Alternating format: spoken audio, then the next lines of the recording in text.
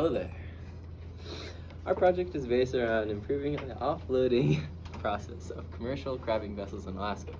We're approached by Garrett Everidge and Taylor Holzhauer from Alaska Ocean Clusters with this problem.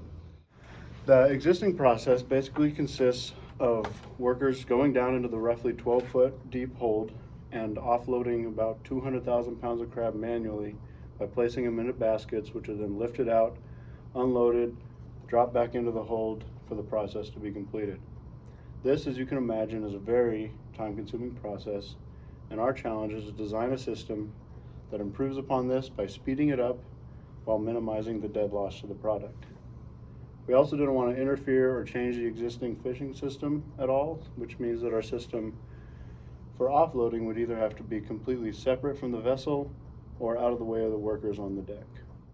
One major challenge for this project was choosing a direction to go with. We were given a lot of freedom with how to approach this problem, and a significant portion of our design process consisted of finding a solution that was feasible, efficient, and cost-effective. Initially, we were pushing for a system of in-hold brailer bags that would rise as the hold was filled. This presented some promising potential for fast offload times, but was ultimately deemed unfeasible as it would be difficult to maintain and extremely expensive and time-consuming to retrofit to the existing vessels. Ultimately, after considering multiple different design concepts, we settled on one that is separate from the vessel and much easier to build and maintain than a system that would require retrofitting to an existing hold.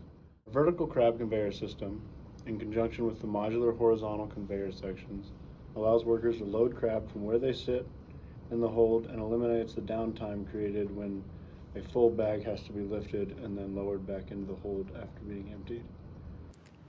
Here's how the VCC works. First, the assembly is positioned on the deck with the bottom of the conveyor belt above the offload hatch.